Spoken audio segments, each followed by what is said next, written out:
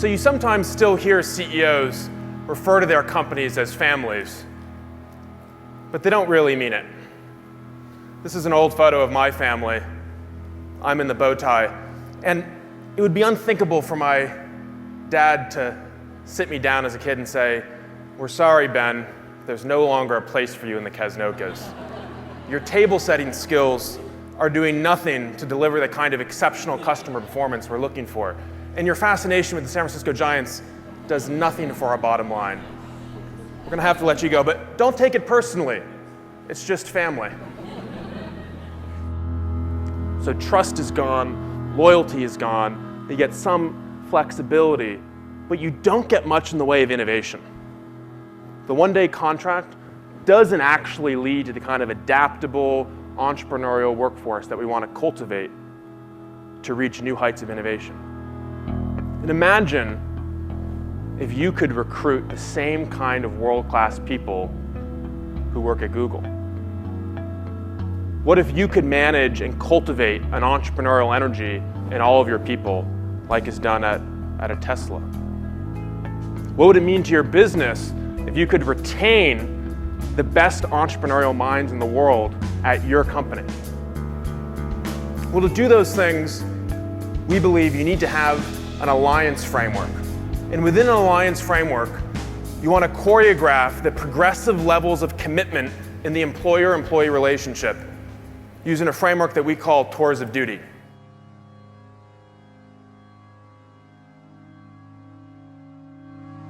Reid and I really believe that there's going to be a new pact, a new compact that defines the relationship between employer and employee.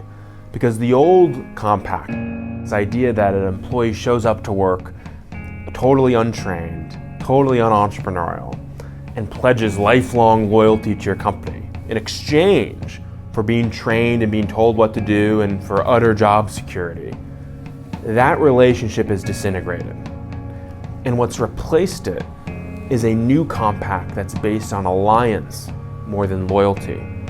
It's an alliance that acknowledges that the creative, adaptive superstars that you want to hire in your company are going to have certain entrepreneurial inclinations that need to be cultivated, that need to be embraced, that need to be channeled to benefit your company. All right, if these people exhibit some of the same awesome entrepreneurial tendencies that my tech friends and I exhibit, shouldn't they be under this umbrella of entrepreneur too?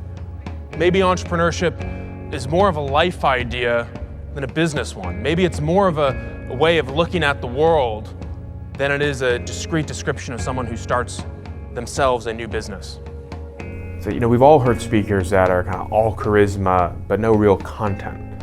And I try to bridge those two worlds by both, inspiring an audience, trying to share some from my own personal journey and talk about why I'm optimistic about the future, but also share some real practical, specific, substantive ideas about how we can improve ourselves, improve our companies, and ultimately improve the world at large.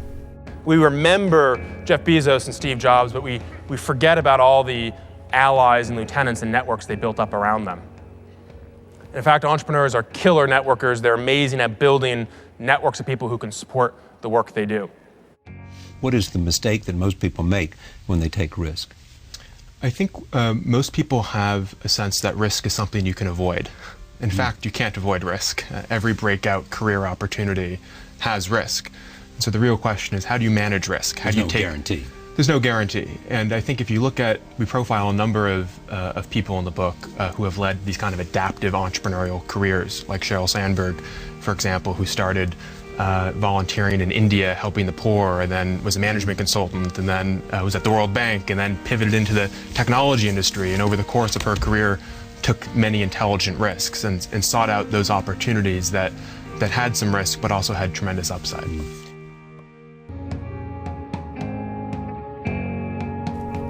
I'm not a full-time speaker.